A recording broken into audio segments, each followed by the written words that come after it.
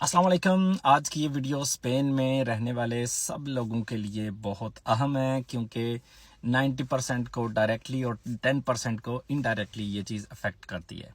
तो आज की इस वीडियो में हम बात करेंगे रेंता की, डिक्लाराción de la रेंता की। उसका जो कल से आगाज़ हो रहा है।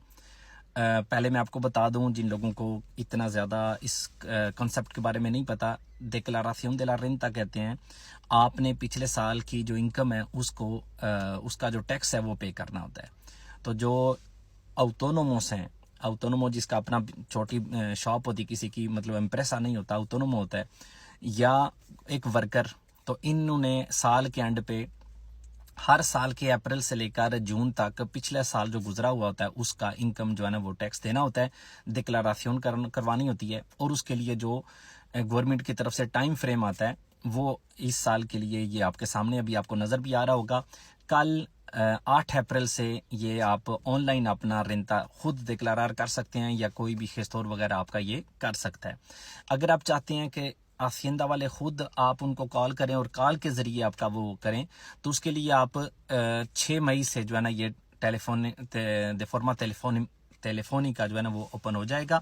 तो आप टेलीफोन के ज़रिए अपना रेंता हाशियंदा वालों से करवा लेंगे, जिसके लिए अभी कल से ही आप जो है ना वो सीता ले सकेंगे। और अगर आप चाहते हैं कि आप हाशियंदा के ऑफिस जाके अपना रेंता जो है ना वो डिक्लार करवाएं, तो उसके लिए 29 मई से जो है ना वो आप अपॉइंटमेंट ले सकेंगे और 1 जून से उसकी जो डिक्लाराción है उसका आगाज़ हो जाएगा। और ये जो रेंता है इसका जो टाइम है हर साल की तरह 30 जून तक आप ये अपनी डिक्लाराción ऑनलाइन या टेलीफोन के जरिए या ऑफिस जाके 30 मई तक जो वो कर सकते हैं। अब आप कुछ लोगों को होता है, एक मैंने पिछले साल नहीं करवाया, उससे पहले नहीं करवाया, इस साल मैंने करवाना है या नहीं। तो मैं आपको बता देता हूँ किन लोगों के लिए लाजमी है कि उन्होंने अपना रेंता डिक्लार करवाना ही करवाना है। नंबर 1, उस बंदे ने डिक्लार करवाना है जिसमें पूरे साल में सिर्फ एक ही जगह से उसको पैसे आए हैं और वो 22,000 से कम है। ठीक है, इमेजिन कर लें आप एक कंपनी में लगे हुए हैं तो वहां से ही आपको सिर्फ इनकम मिली है, कोई आपने यूदा वगैरह कहीं से नहीं ली, किसी और कंपनी से नहीं, कोई पार वगैरह नहीं ली, सिर्फ काम ही किया, काम एम्प्रेस से ही पैसे आए हैं। तो फिर अगर आपके 22,000 से कम है इनकम आपकी, तो फिर आपको लाजमी नहीं है आप रेंता करवाएं। अगर 22,000 से ज्यादा है तो फिर आपने करवानी है। या दूसरा, आपने एक से ज्यादा जगहों पे काम किया या एक से ज्यादा जगहों से आपको पैसे आए हैं, तो फिर आपकी ये लिमिट 15,875 यूरो बन जाएगी। 15,875 से अगर आपने ज्यादा कमाए हैं तो फिर आपके लिए लाजमी हो जाएगा कि आपने रेंता करवाना है। ये जो एक तो मेन आपका काम है ना, उसके अलावा जो छोटे मोटे काम है उनमें जो मिनिमम है वो 1500 यूरो है। मतलब अगर आपने किसी जगह पे काम किया और 1500 से कम आपने वो वहां से इनकम की है तो फिर लाजमी नहीं है आपका, वो आपका सेकंड पगादोर जो है ना वो कंसीडर नहीं किया जाएगा।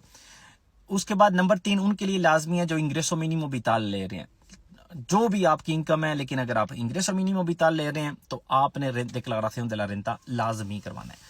और उसके बाद ऑटोनोमो, कोई भी ऑटोनोमो है जितनी भी उसकी इनकम है उसने डिक्लाराción de la रेंता लाजमी करवानी है। बिल्कुल ये कोई नहीं कि मैंने पिछले साल नहीं करवाया था इस साल मेरे लिए लाजमी नहीं है। ये लिमिट्स आपने देखनी है, अगर लिमिट्स के हवाले से आपके लिए लाजमी है तो आप जरूर करवाएं। अगर नहीं करवाएंगे तो फिर आपको इसका बहुत बड़ा नुकसान भी हो सकता है। हाशियंदा अगर आपका खुद करती है तो फिर आपको उसके ऊपर जुर्माना भी होगा, और जुर्माने भी ऐसे इनके होते हैं, आप जो लोग इस सिचुएशन से गुजर चुके हैं उनको पता होगा कि ये खत्म होने का नाम ही नहीं लेते। तो इस वजह से ये जो है ना वो गलती नहीं करनी कि मैं नहीं करवाऊंगा, उनको पता नहीं चलेगा, क्योंकि इसका बाद में आपको जुर्माना बहुत ज्यादा दफा और बहुत ज्यादा जो है ना वो पे करना पड़ सकता है।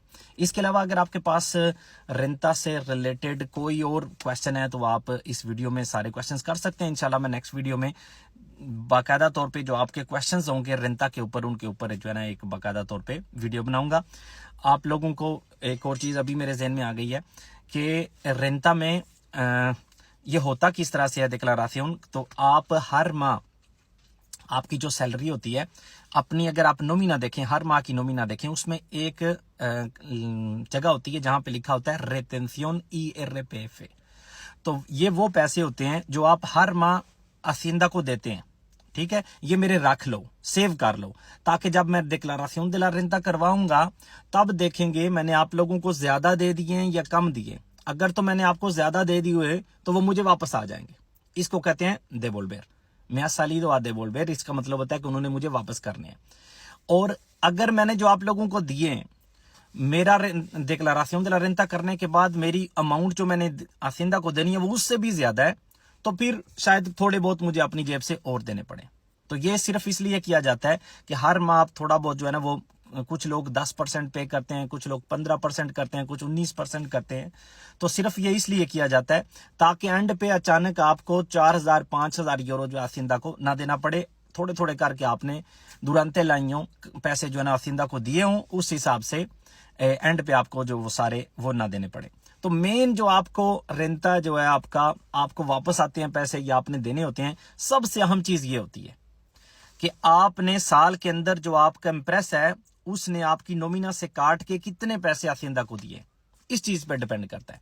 बाकी छोटी मोटी और भी चीजें होती हैं। मिसाल के तौर पे आपकी फैमिलिया नुमेरोसा है, तो उसका अगर 3 बच्चे हैं तो हर महीने का 100 यूरो उसमें ऐड होता जाता है, ठीक है। अगर 3 से ज्यादा बच्चे हैं तो हर महीने का 200 यूरो ऐड हुआ जाता है।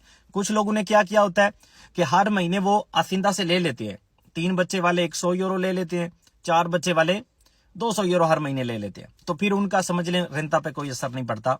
लेकिन जो लोग नहीं ले रहे तो वो अपनी रेंता की डिक्लेराशन में वो चीज ऐड कर सकते हैं। मतलब ये एक एक्स्ट्रा चीज है जो आप कह सकते हैं हासिंदा को कि ये मेरे पैसे आपके पास है, ठीक है। मिसाल के तौर पे मेरे 4 बच्चे हैं अगर, और मैं हर महीने कुछ भी नहीं ले रहा हासिंदा से, तो जब मैं रेंता की डिक्लेराशन करवाऊंगा तो मैं उनको कहूंगा मेरे 4 बच्चे हैं, इसका मतलब है मेरा 2400 यूरो पहले आपके पास है, और जो हर माह मैंने अपनी नोमिना से आप लोगों को दिया वो तो एक्स्ट्रा रिटेंशंस की हैं।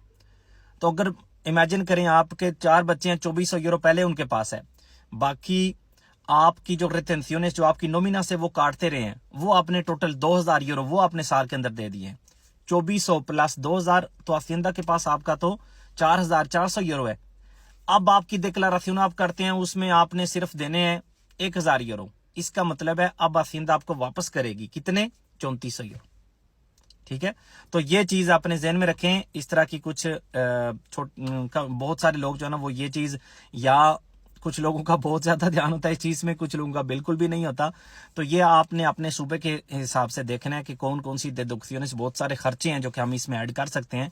एक चीज याद रखें, ये जो किराए पे मकान है या अगर आपका अपना मकान है तो ये चीज 2015 के बाद ये रेंता में ऐड जो है ना वो नहीं की जाती। हाँ, अगर आप 35 साल से कम है तो कुछ सूबों ने इस जो कम्युनिदादेस हैं उन्होंने इसमें थोड़ी सी फैसिलिटी रखी हुई है। तो ये क्योंकि बहुत स्पेशल चीज हो जाती है, हर कम्युनिदाद पे डिपेंड करता है, इसलिए वो यहाँ पे मैं मेंशन जो है ना या एक्सप्लिकार नहीं कर रहा।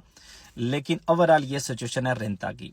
अगर फिर भी कोई चीज मिस हो गई है, किसी चीज की आपको समझ नहीं आई, तो कमेंट्स में आप पूछ लें, ताकि नेक्स्ट वीडियो में जिसमें मैं आप लोगों के सवालों का जवाब दूंगा उसमें उस चीज को और ज्यादा बेहतर तरीके से एक्सप्लेन किया जा सके। अभी तक आप लोगों ने ये ऊपर जो डेट्स आपको नजर आ रही हैं इनका ध्यान रखना है, और याद रखना है अगर आपके लिए रेंता डिक्लेरार करवाना लाजमी है, अगर जो मैंने आपको लिमिट्स बताई आप उस लिमिट्स के अंदर हैं, या आप इंग्रेसो मिनिमो ले रहे हैं या आप ऑटोनोमो हैं, तो ये आप लोगों ने गलती बिल्कुल भी नहीं करनी कि आप रेंता की डिक्लेराशन ना करवाएं। अल्लाह हाफिज।